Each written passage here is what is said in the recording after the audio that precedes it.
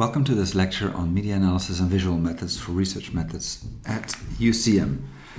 This lecture will look back at some of the qualitative and quantitative divide that we talked about because media analysis and visual methods as two separate fields often span both a qualitative component and a quantitative component, even though a qualitative component might be more typical for these types of approaches.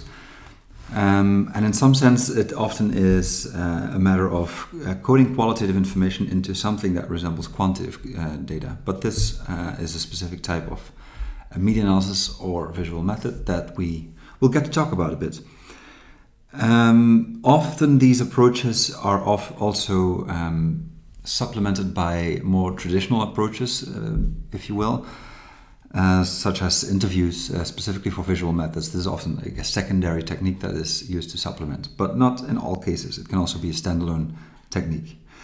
It needs to be said that this is not a full overview, an exhaustive list of things that you can do in the domain of media analysis, but rather a broad and brief introduction to the field. And if you would like to apply these approaches in the project, I can help you find further readings. And of course, there are follow-up courses like documentary that also go into this in more depth than this will offer. All right, so first we'll talk about framing. And framing is a specific type of looking at media. It works with what we often call frames in the media. But what is a frame? We know frames from photographs or film, but what does it mean in this context? So as a matter of analogy, let's look at this picture here. What do you see? What feeling does this give you? It looks like a tranquil part of the sea or the ocean. And what do you think the photographer of this picture was trying to convey? What kind of text would go with this image? Where would you find an image like this? Perhaps it would be an image that would go well in some sort of tourism brochure where they want to get you to go to this pretty beach and enjoy the weather, enjoy the sunshine. So this picture is framed, as all pictures are. There need to be boundaries to the screen that you're looking at. There need to be boundaries. There's stuff outside of what is literally in the frame here. So if we would frame this photograph differently, we might get something like this. So this is the same picture, just zoomed out, so framed differently. And of course, this wouldn't go into a tourism brochure. This might be in a brochure published by agencies like Greenpeace or something like this, right? So this gives you a different feeling altogether, even though it's the exact same location that the photographer was standing in, the exact same camera, exact same direction that they are looking at, but just zoomed out. So a different framing of the situation. Perhaps if we would zoom out further, we see that this is just a pile of trash in the middle of the beach and the rest is very idyllic.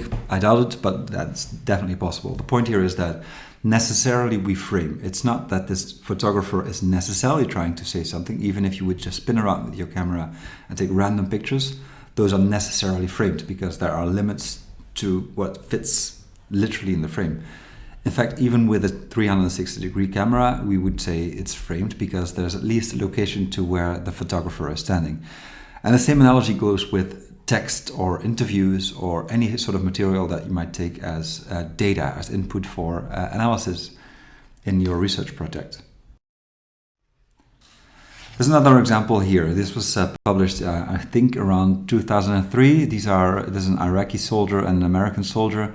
And in this frame, you see the American soldier giving water to the Iraqi soldier. An alternative framing of this picture might be something like this, right? This is a very slim, very weird picture.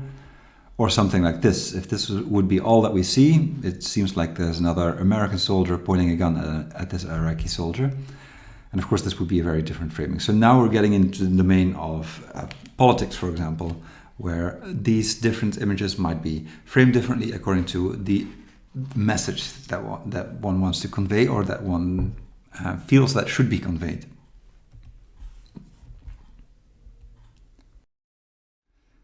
So a more formal definition of what a frame is this by a person named Robert Entman, a communication science professor, who says, to frame is to select some aspects of a perceived reality and make them more salient in a communicating text, in such a way as to promote a particular problem definition, causal interpretation, moral evaluation, and or treatment recommendation for the item described. So this needs a couple of points here.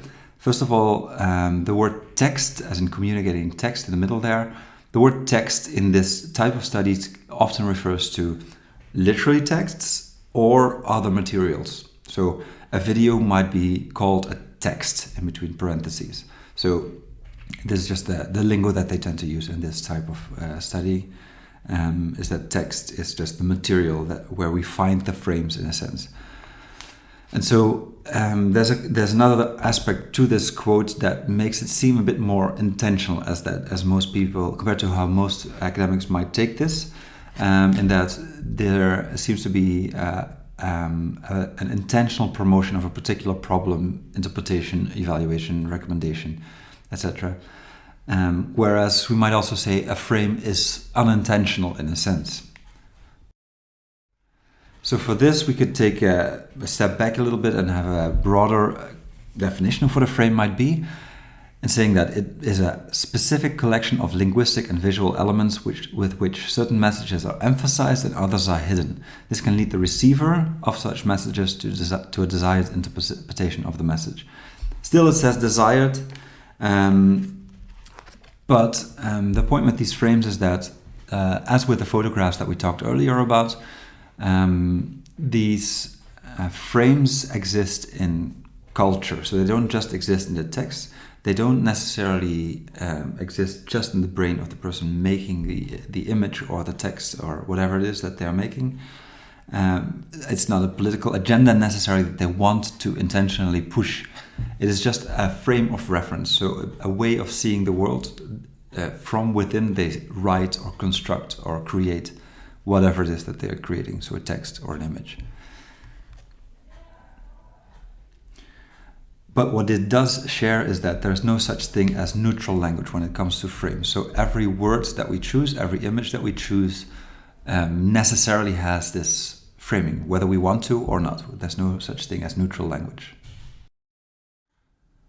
So let's summarize this a little bit. First of all, we could say that framing is the packaging of a message in order to achieve a particular interpretation, or at least that the way a message is packaged, a message could be an image here as well, leads to a certain interpretation, whether it's intentional or not. And what is important to realize that in framing analysis, the idea is that this message aligns with pre-existing understandings. So this frame exists in this text that you're looking at. Yes, it also maybe exists in a video that you may have watched, or in an image that you've seen, or in a conversation that you've had, or some birthday party that you attended, or maybe a soccer match that you saw. So these frames exist across society, the way that people see this, and these messages, also newspaper articles, align with those messages. This is why we understand where people are coming from, what they mean when they write certain things in a certain way. We can deconstruct this a little further and say that there's two main elements to a frame. There's reasoning devices and there's framing devices. Reasoning devices refer to the narrative structure, the build-up of an argument and the general logic of it. In other words, it's the story that's being told or the story that's being suggested. Framing devices, on the other hand, are the specific words, the expressions, the analogies, the metaphors, the stereotypes, the nicknames, the specific words and phrases that are being used in order to achieve that story.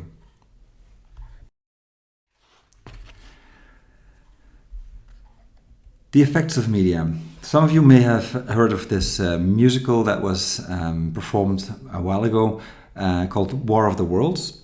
And the War of the Worlds was a radio play at first by H.G. Wells, and it was turned into a radio broadcast in the format of a newscast. So it was performed as if this was a newscast, reporting on how aliens from Mars, I believe this was in the 50s or 60s, aliens from Mars were invading planet Earth and then taking over, basically.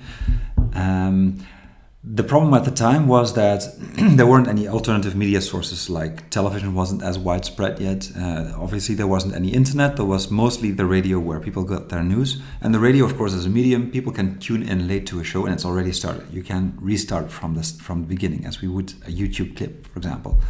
And so people who tuned in late at the time some of those people missed the context, missed, in other words, the announcement that this was a play, that this was a fictional story. And considering it was in the format of a radio broadcast, people took it seriously, and some of those people thought that this was an actual radio broadcast, so that the planet Earth was actually being invaded by Martians. And so this was an interesting sort of event that led to some hysteria, some panic among certain groups in the United States at the time. And this led to the first media scholars to think about media as a hypodermic needle, as it's been called afterwards. So this hypodermic needle theory, as it's called now, basically states that whatever it is that the media is pushing, people just buy it. So whatever they say on the news, you'll just believe it as they say it. As time progressed, people studied these media in a more nuanced ways. Obviously now we know that this is not how the media work. Everyone will interpret a certain media event differently. So here's another earlier model, the hypodermic needle theory on the left, and then here on the right we have a model that's called the two-step flow model. These are just examples of models that exist. So on the left, hypodermic needle theory, like I said, in the 1950s, the basic model was that the mass media just kind of projects their message out into the crowd.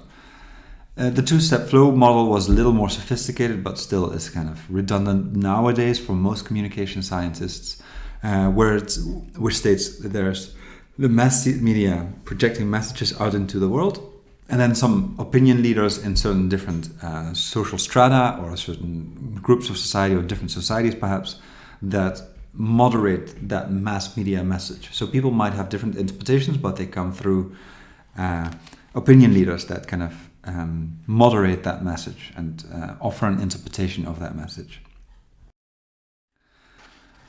Nowadays, people have more involved models of this. This is just one example that's also not very recent anymore, 1987, from Johnson. But basically what I'm going to show you here, and maybe I can put up a highlighter here. All right, so sorry about this. A laser pointer, that's the one that I wanted. Yes, here we go. So here you see the circle in the middle. And let's start with the production here. So the production would be, for example, a journalist writing a newspaper article behind his or her computer. And they produce this text or this artifact. Again, you see that text is in between parentheses here, quotation marks. So a text taken broadly, it could be an image, etc. Though this artifact is created by this journalist, there might be different forms to this. So think about the radio format, radio broadcast, etc. And then the next step in this cycle would be the different readings or the different interpretations that people might have. And that might depend on culture, on opinion, on upbringing, on whatever else it might matter. It might moderate this. But anyway, they are interpreted in a certain way, which lead to lived experiences and social relationships. So the social relationships both moderate these lived worlds and how people experience and interpret those messages.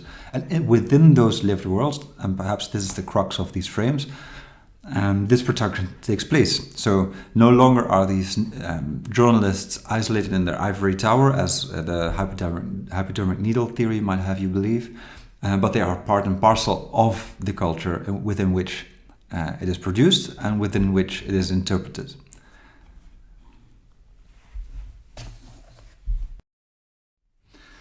So we don't have to get into the whole media analysis modeling side of things, but just know that there's more sophisticated models out there that might be worthwhile checking out if you are considering something like this. And it's not just the media pushing or journalists intentionally pushing certain messages.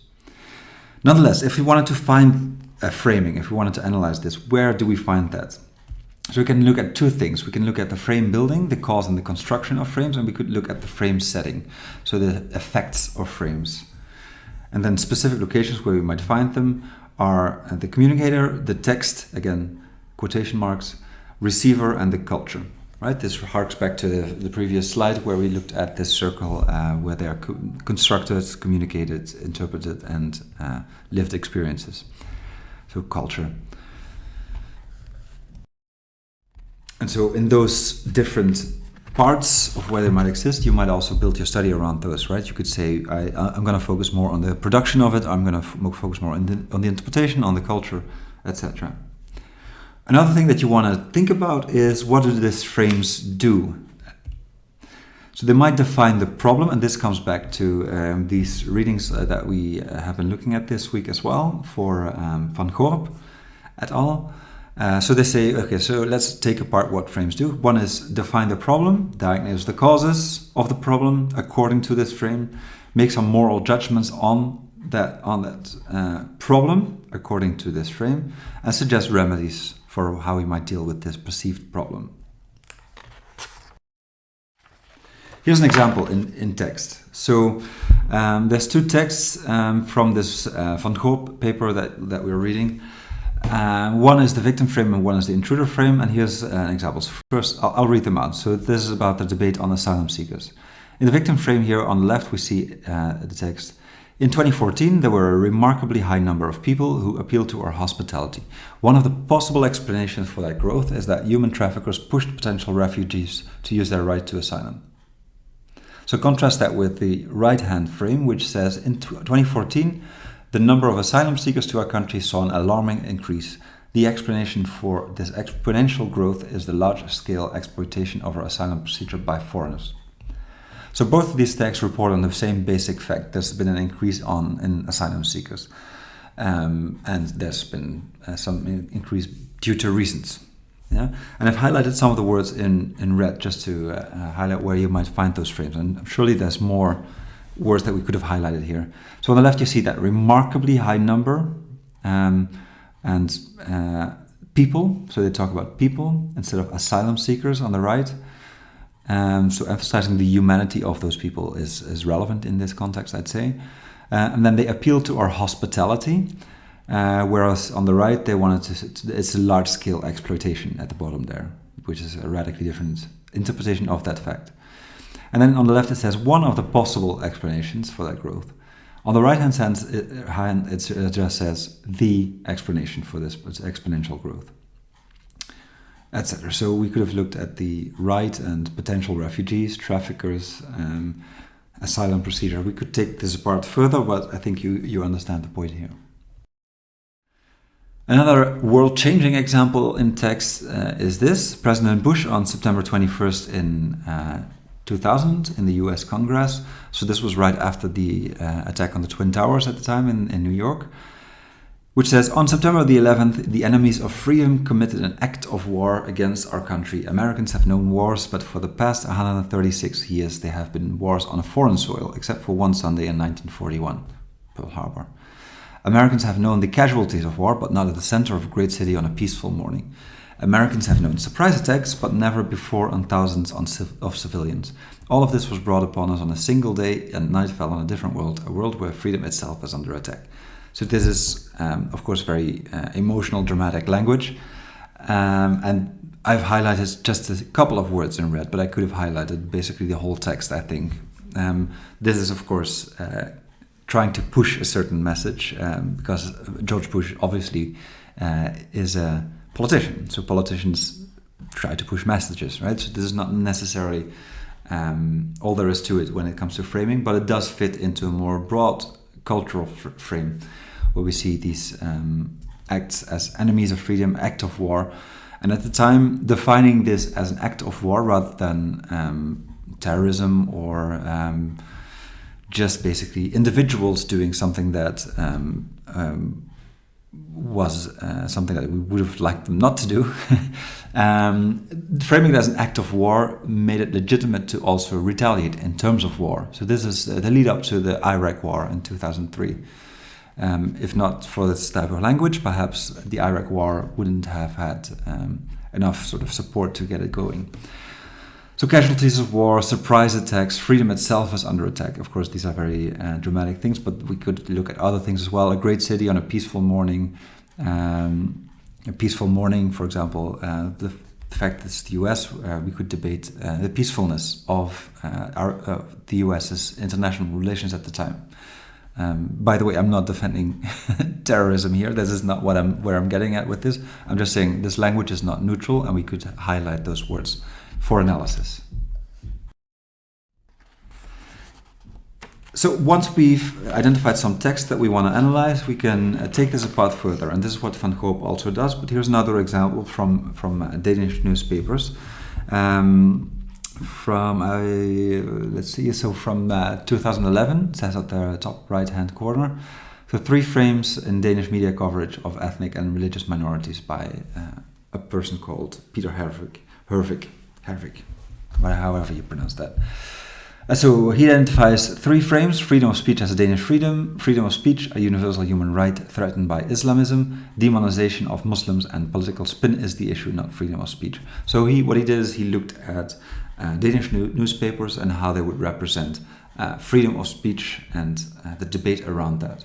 And so there's 3 ways in which this was framed, according to him. And again, he takes it apart into things like, what is the problem? Who's responsible for the problem? What are the actors that are represented and how are they represented? What is the prescribed solution? What can be done according to this frame? And what are some of the examples of the language of the frame? So you can look at the cells here. If you want to look at this in more detail, you should pause the video. I'm not going to go into each of the cells, but I think it's a clear example of how we might take this apart. So again, reporting on the same debate.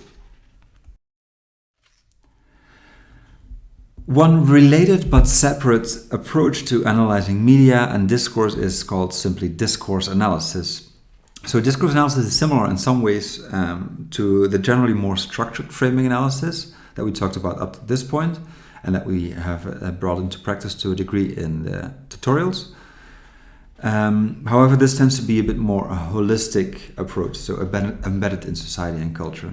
A holistic approach to texts, again, in quotation marks. While framing analysis typically tries to disassemble a text into analyzable pieces, this looks at the whole picture of discourse analysis.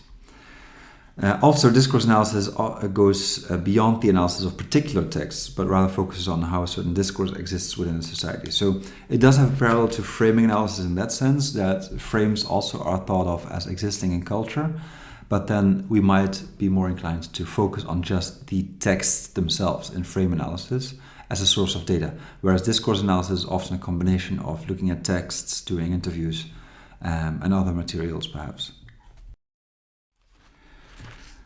I'll present to you some quotes about how discourses are defined. So what is a discourse to begin with? A classical quote here is, practices which form the objects of which they speak, which is nice and succinct. It's by Foucault, 1972. But it sounds a little enigmatic, so let's take this apart a little bit. Its objects and events come into existence for us as meaningful entities through their representation in discourse. This is what is meant by the claim there is nothing outside the text. So in other words, because we exchange thoughts and ideas between us as humans, we bring them into existence. And this is represented in discourse. A discourse refers to a set of meanings, metaphors, representations, images, stories, statements, and so on that in some way together produce a particular version of events.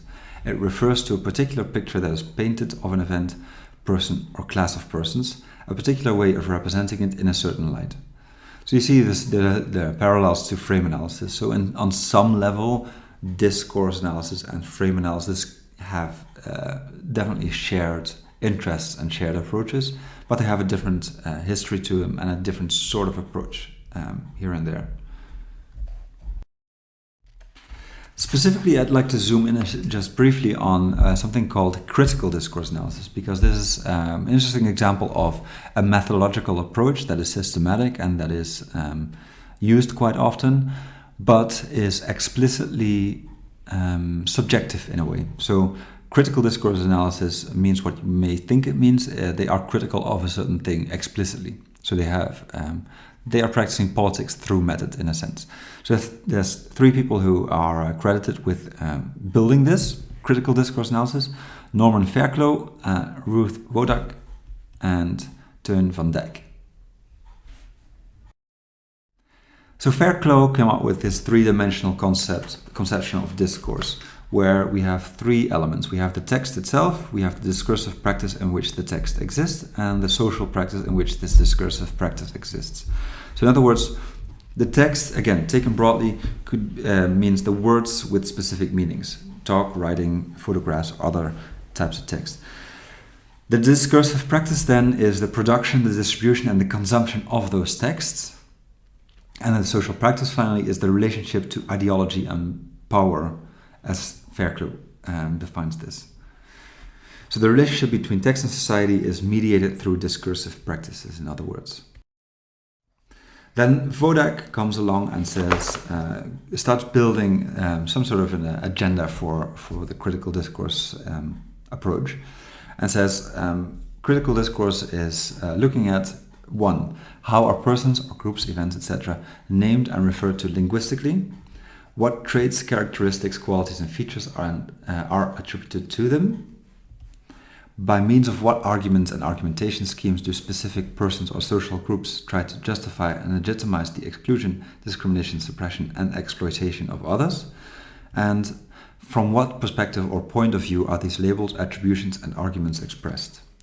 So this is the start of an agenda, almost like a platform for critical discourse analysis.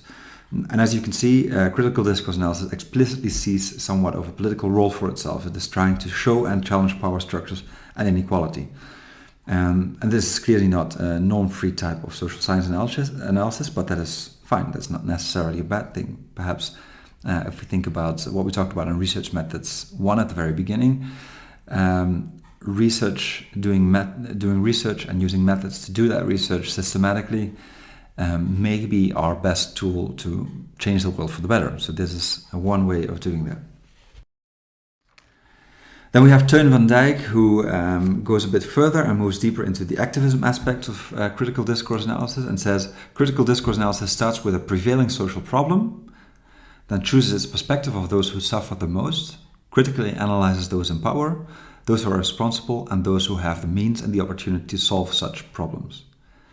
Yeah, so it takes sides very explicitly.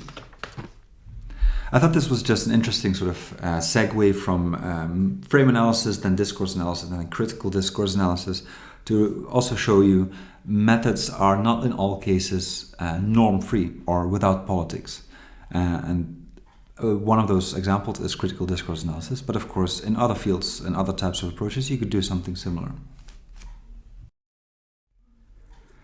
Okay, so now that we've talked about frame analysis and discourse analysis and critical discourse analysis, finally I'd like to get into a brief introduction to visual methods, or you might say audiovisual methods, perhaps just audio methods, if you will. So this could include sensory methods beyond text-based research, to kind of summarize it. So why would we do this? And one quote I like is pertains to sociology specifically, but I think it translates very well to other fields too, and it's by Les Beck, who is a sociologist. If we are able to be of any use, we have to find new ways of animating sociology and invent new forms of sociological expression that are closer to what it's like to live life. I think there are more opportunities than ever before to use multimedia to think the craft of sociology differently, but also to experiment with new forms of sociological expression and argument. This is a vision of a vital or life sociology that can represent and analyze social life without assassinating it. So what he's saying here, using visual methods or other media rather than just old boring text, we might actually approximate what it is that we're studying better, if we're doing social sciences in particular, but also we might represent it more effectively. So we might show it more lifelike. So not just more engaging, but also more true to fact.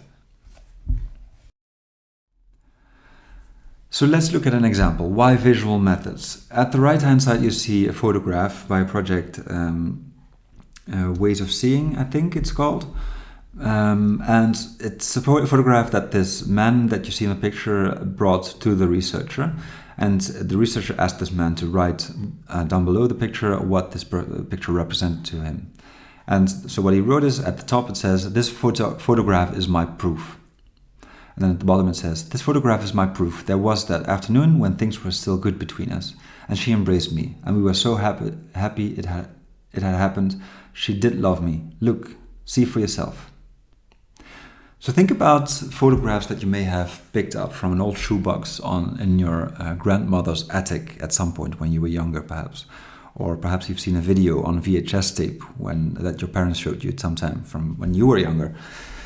These photographs and these videos, they have meaning to people that goes beyond the bare fact of what's being represented. So this photograph here shows a man and a woman on a bed, on a black and white photograph with a blank wall at the end. We see a curtain, and that's sort of the dry description of what this is. But this photograph has meaning to this person, and it's described a little bit around it. This makes it very, very valuable if we are to study social life, broadly taken, psychology, sociology, anthropology, whatever field you're doing. This is meaning that people associate with certain pictures, images. Let's start with that. Then, on top of that, thinking about the photographs in the shoebox and in your grandmother's attic. These photographs as sort of physical objects may have meaning beyond just the visual representation that's on there. Just touching the object can have a certain meaning, can have a certain sensation, emotion associated with it. Same with smells, or an old vase or an old statuette that someone might have in their home. And so this might be things that you want to study, because these can be very strong emotional connections that really do impact on how people will behave as well later on. Okay, so to summarize this, photography and video and perhaps other things are both sensory and part of material culture, right? So that you can touch them, and that means something in addition to what it represents. And seeing comes before words and establishes our place in the surrounding world. This is a quote by John Berger in Ways of Seeing. So perhaps seeing is a more sort of primal sensation, if you will, compared to reading as a static linear text, right? So the other tools that we have available to kind of study things or to represent things as well is text. And text by its definition is linear. It goes from left to right in our culture and from top to bottom. And that limits the ways in which we can represent things, and it limits the ways in which we can see things. At least that's the argument here. You may disagree with that, of course. So let's take this apart a little further. So if you wanted to do visual methods, how might you go about doing that? There's three main types of visual methods. One is to make visual representations of the thing that you're studying. So perhaps you're the documentary filmmaker who did a research project on a certain topic, and you just want to represent it as best as you can. There might be examining pre-existing visual representations. So like, for example, the picture on the previous slide that you saw. Maybe we'll have pictures from an archive somewhere, or maybe we have videos from an archive. We can study those, analyze those, take them apart. And then we might collaborate with social actors. So the photograph on the previous slide to an extent did that, because the researcher asked the interviewee to bring that photo with him. But we could also go a bit further and have people generate their own materials and then analyze those, right? Perhaps even analyze them together with those actors. This will yield different types of visual materials. So there might be two-dimensional materials, photographs. There might be moving or electronic images, videos, and there might be the material objects themselves. Those can also be those photos or the videos, of course, like think the VHS tape, just holding the tape itself might have some meaning. But it could also be, I don't know, a table that, was in a family member's home, a vase that you found somewhere and you have grown attached to, whatever. It could be any material object. And of course, if you think about anthropologists, at least in the 1950s, 1960s, they did a lot of studies on African masks and things like that. So studying material objects as sort of a visual approach. Usually or often, visual methods are used as a complementary method, but they can also be used as a standalone method. By this I mean, often these visual methods are complemented by at least talking to the people that are involved, but not necessarily. You can also just get photographs from an archive and analyze what you see on those pictures, but then it's just your perspective on that, which is fine. But often you want to get what the meaning is of these things to people that made them or that brought them or that are on the. So what is the epistemological status of photographs? This has been a long discussion, also something that people thought about very differently in the 1950s and before, as they compared to how they do now. So one main question is, do photos represent an unproblematic depiction of an underlying reality? So if we snap a picture, is that really a thing that we are trying to represent? So many of you, I'm sure, would say no, not in all cases. Some of you might say yes in some cases. And so that's not a true or false answer here. This is an epistemological position that you can take up, right? But think about this ceci n'est pas un pipe, this pipe picture that I showed you in an earlier lecture, where we say, okay, this is not the actual pipe, this is a representation of the pipe. So the similar question applies here. So essentially there's a realist perspective and a reflexive approach to photographs, where the realists will say, okay, we made the photograph and this is the best representation that we can make. It's as true to reality as we can get using this type of medium. And then the reflexive approach, which says a photograph is always a problematic depiction. It's always necessarily framed, as we talked about earlier on today. So then you might even go a little bit further if you would subscribe to this reflexive approach. You might say, does the staged nature of photographs complicate their ability to accurately convey a social setting or activity? So let's say I do interviews with all of the people who do research methods at the moment at UCM, and I ask you about what it's like to be a student here. So I get a lot of interview transcripts, and then I want to take a picture of you, and perhaps 20% of you is struggling with stress or just barely keeping up with readings in some of the courses, and you're suffering from that. Let's say that this is true. I hope it's not true, but let's say that this is true for argument's sake. If I then would make a picture of you, you're probably gonna kind of set up in a neat little line with some rows, like a class school picture there, and you're all smiling on that picture. Does that really represent the people in my study in the way that I represent them in my study in that case? Some might say no, not really, because this is not a reflection of the study that you've done. Alternatively, I could set you up in such a way, I could direct the photograph. I could say, well, please, you, Johnny, go and stand here, and Sarah, please stand in that corner and look sad. And I'll make a picture that's completely staged. I just made it up. I made up the composition, I directed you, I put you in certain spots, I directed the lighting perhaps, time of day, all that stuff. So it's completely the photographer who makes it up. However, this photograph, some might say, represents the argument, the findings in the research that's underlying it, perhaps better than sort of what we might say, a conventional natural photo in a sense. So the point here is that if photographs are always problematic, so a reflexive approach to photographs or film, etc., then perhaps staging them can in some cases be a more accurate, a more real, closer to actual real life representation of the thing that we're trying to study. Then we could talk about what kind of semiotic power do photographs have. How do they represent something more than what they literally depict? So like think about the picture of the man and the woman on the bed that we looked at a couple minutes ago. They literally depict a man and a woman on a bed with a blank wall behind them and a curtain in the side. But the semiotic power is bigger than that. It represents something more, at least to the people involved, than just that, right? There's a meaning that goes beyond just what you see.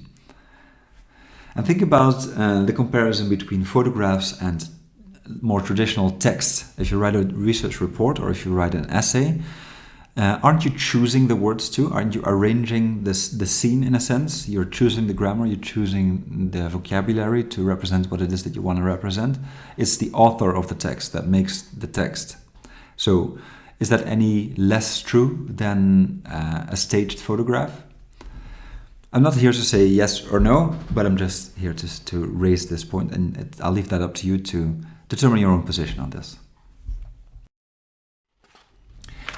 Okay, so back to a more concrete level. How do you go about generating images for research? Well, there's two main ways of doing this. There's a participatory way, which means working with respondents in some way, with informants in some way, so that you can either let them create their pictures, create the films themselves, or you're there and they can tell you what to film, what to record.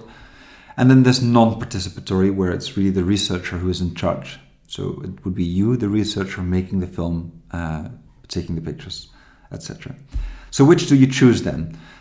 This depends, as always, on your research question. Is it really about the perspective, the worldview of your interviewees? Well, then maybe participatory is the way to go. Is it really just about this more ethic level, as we talked about the difference between emic and ethic approaches and goals?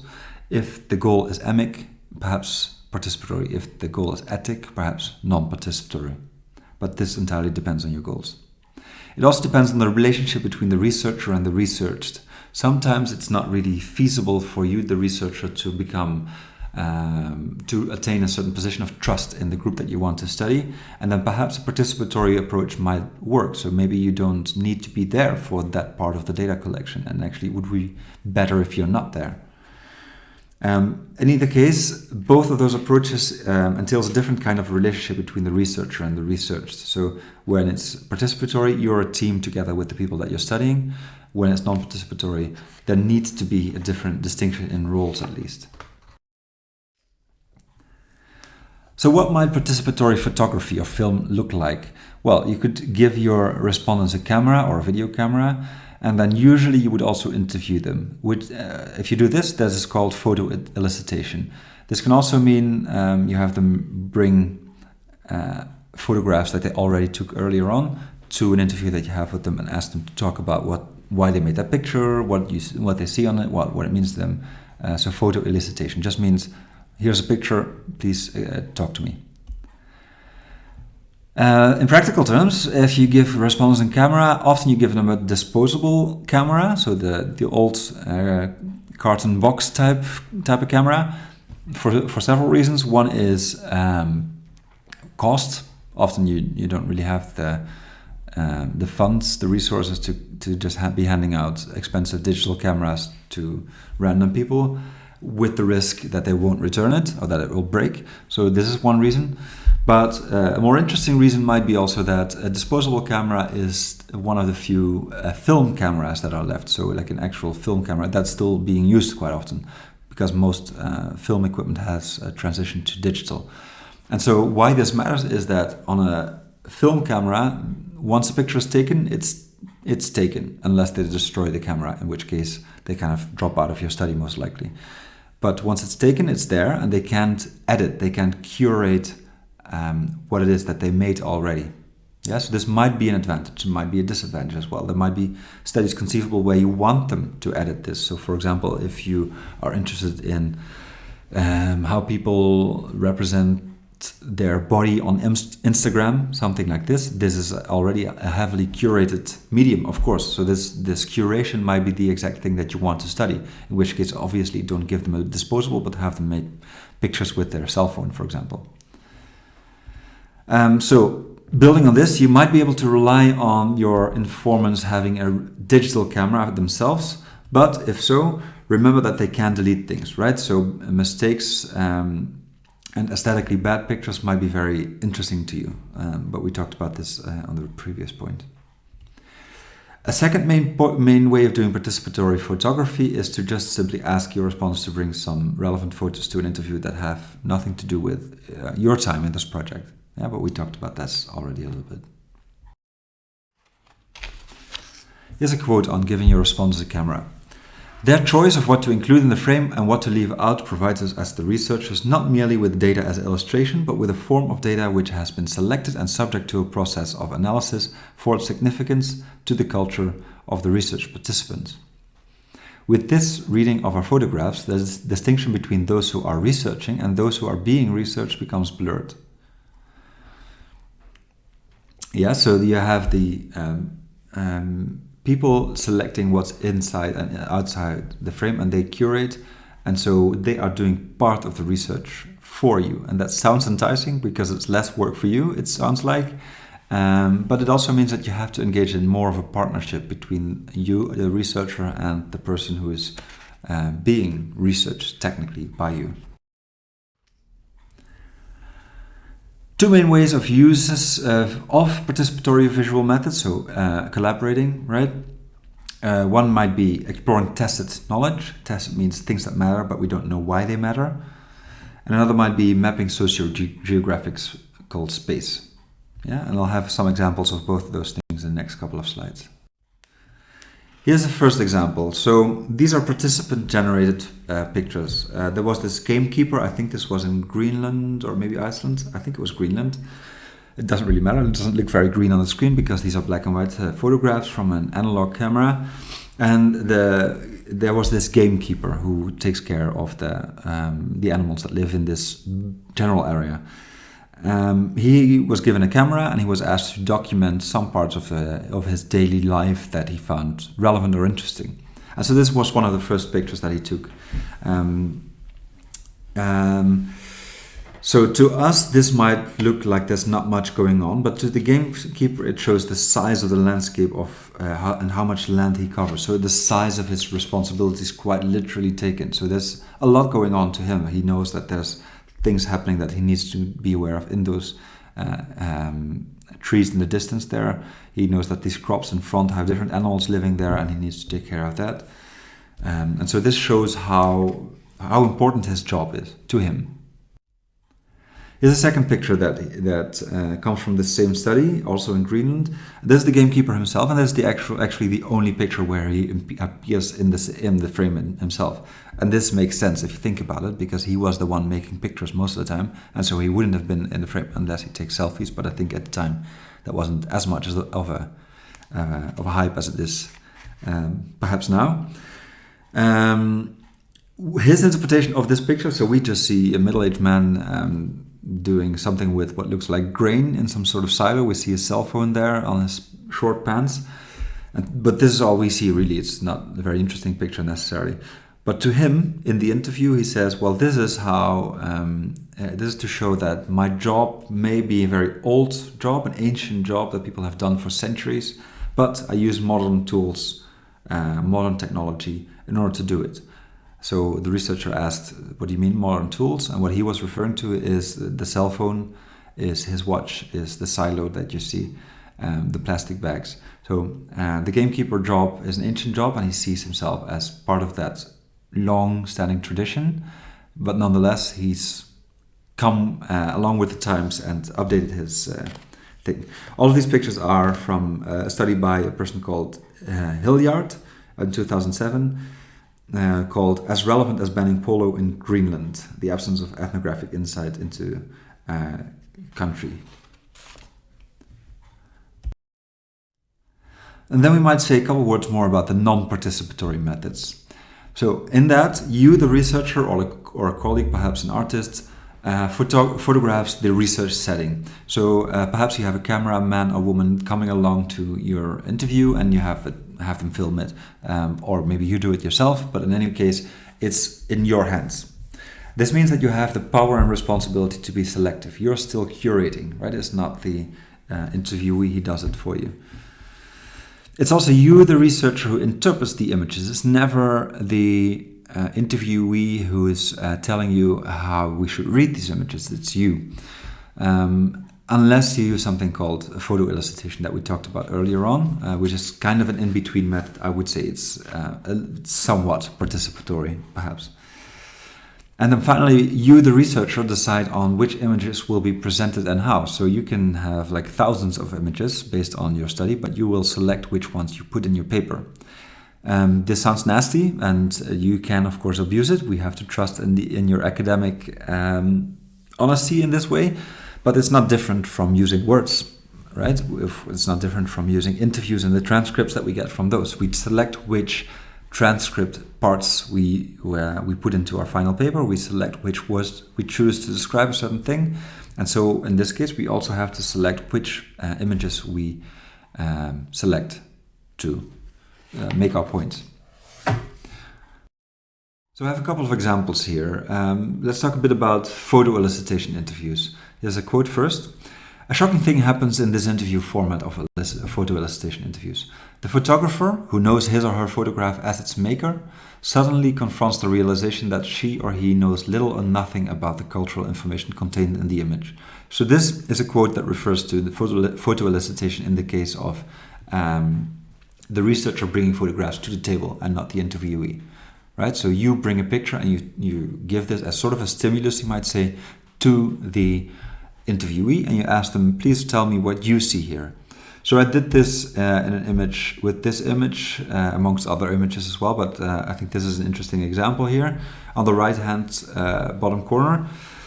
So what you see here is a photo I took in, I guess it must have been 2008, around that time, in Riga, Latvia.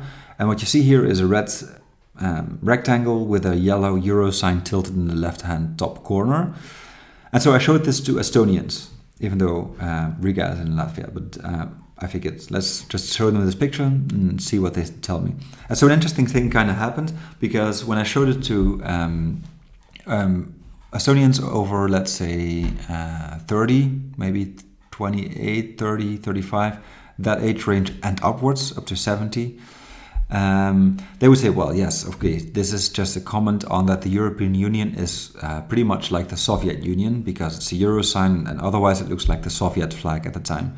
Estonia and Latvia, as you most likely know, are former Soviet states. And so from that point onward, some people would say, and it's something that I completely agree with, the European Union is another Soviet Union, it's just a different name in a different area. And others would say, it's I recognize what they are trying to say, but it's complete bullshit, it's just backwards politics. Right? So opinions might vary, but their interpretation, their framing of this message was very similar. However, when I showed this to people under that age group, so let's say people under 25, so young people who hadn't experienced the Soviet Union, at least not at an age that they were sort of politically aware. Estonia, the Soviet Union dissolved in 1991, for those who didn't know. The younger people would say, well, I don't know, this red rectangle, I see that it's a euro sign and it's yellow. I don't know, it kind of looks like the Chinese flag to me, but I don't know what they're trying to say here. So for them, this was just a completely nonsensical message. It didn't ring any bells, no frame of reference. I'm overgeneralizing a little bit. Of course, there were some who would recognize that, those more politically engaged, and there were some exceptions above that age group who wouldn't necessarily recognize it as such, although most did.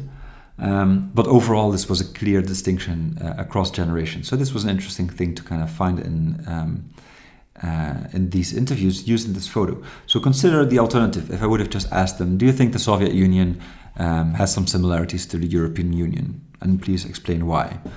That would have appealed to a less emotional level here. It would have still kind of awoken the political debates that might have been going on this resistance to the European Union, etc. But this image proved to be a much stronger sort of stimulus for people to start talking about this. And most of them actually enjoyed the way that this argument was made. It's very simplistic and very sort of minimalistic, I should say. Okay, so in any case, the long story short, you can also use other things than photos. So you can use other types of images, other stimuli, so like magazine headlines, screenshots, video clips, lists of vegetables, maps, coins, whatever. And so I've experimented over the years with a couple of these. So in Estonia, for example, to continue on that, I also brought, this was at the time, when I was there, I was doing research, was the time when they also were about to introduce the euro currency in Estonia, and I wanted to get at their opinions there, so I brought some money with me to show them these banknotes and also some Estonian krona that they had before. I also brought some maps.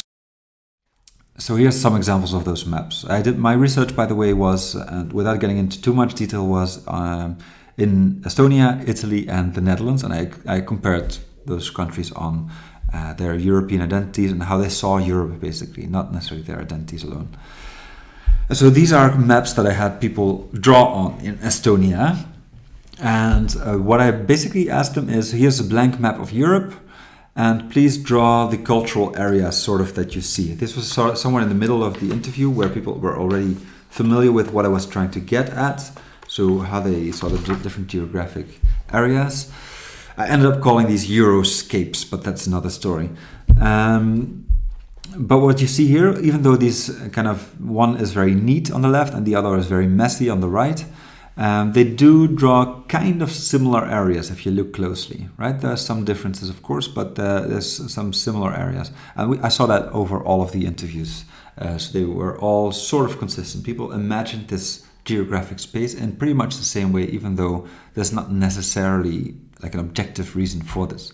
But I noticed that the map was really sort of a very good trigger for people to start thinking about this type of thing. Because if I would have asked them, okay, tell me about some of the geographic areas. How do you imagine geographic space in Europe? That would have been a very abstract question. Whereas with these maps, I just gave them to the interviewees and they started drawing on them immediately. It made sense to them. So as a tool, this works very well. And as a visual method, as visual data, it worked very nicely to also analyze later on. Just to give you another example, here are two Italian maps. And of course, they draw some areas the same and other areas differently.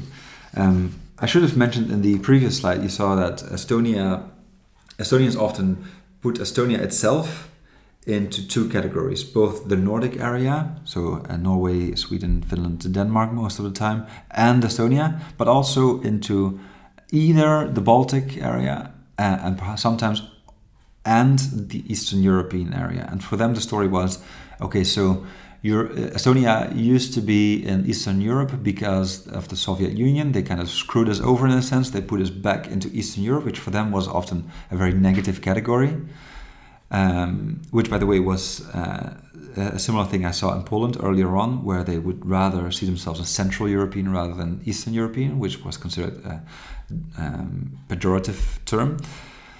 And Estonians felt the same way, but they said, well, okay, we kind of belong to Eastern Europe, according to some people in Western Europe, but really, let's say we're Baltic, because Baltic is a vessel for us. This is our ship moving forward to where we actually belong, which is Scandinavia.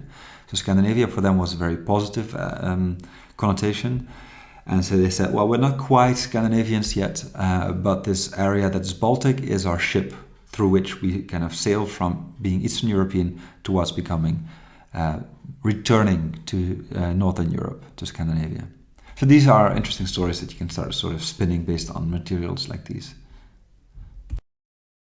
Okay, we've reached the end of this lecture here, and I just want to point out one more little thing here, and you can check out the link that I'll put online for this. There's some even more out there approach that you could try. Right. So one is walking with video. So there's a title also of the project by a person called Sarah Pink, and what she did was basically just take a video camera and ask an informant to just give her a tour of the city. And she was just walking and filming with this interviewee, and while they were talking, they were also talking. And so these were informal, semi-formal interviews with this person, and she got a really interesting view of how people experience that space that people would take her through. And the second is kind of a silly example, but it's kind of an interesting thing to kind of point out, called Lego's Serious Play. This was a research project, but it was also kind of a management style thing, where they had adults playing with Legos, basically. So they had them first produce a little figure. So perhaps someone made a walrus or something out of Legos. And they say, okay, so make a little figure that represents you. And so they made a little walrus, for example. And then now adapt this figure to represent how you feel on Monday. And they would make it in different colors, perhaps. Now adapt this figure to represent how you feel on a Friday when you're done with work. And they would give them roller skates and fire out of there behind to get the hell out of that office. And then they expanded on this. They said, okay, so now build me office relationships here, right? So they would build a tower of male privilege, for example, or a safe space somewhere. They would build that physically out of Legos. And by doing so, they allowed these people to kind of visualize what it is that they were talking about. So to make the things that are really hard to put into words exactly, to make them material, to make them tangible. And in that way ask questions about the details that they've put in. So perhaps they put in a couple of colored blocks there, or perhaps other people on the maps that I showed you use specific colors to indicate specific regions. So you can ask them, okay, so why do you put that block here? Why did you choose that color of Lego block? Or why did you draw this line here on the map at this location and not that? Why is that country included and not the other one? So by having this visual material just right in front of you during an interview, this allows you to really go deeper into things that are hard to really express or even notice when you just use language and text. Yeah? So what I want to say with this is also just, when it comes to methods, considering that this is the last lecture I'll do in this series for now, when it comes to methods, what matters is that it is systematic and all that stuff that we talked about and all those words that we talked about, but mostly also don't be afraid to get creative with your research. Ultimately, it boils down to you have a question and you want to answer that question systematically by whatever means necessary. And with that, I wish you good luck on the research project, and I wish you good luck with any courses that follow where you use research methods. And I'm available to help you out whenever it's necessary. Good luck.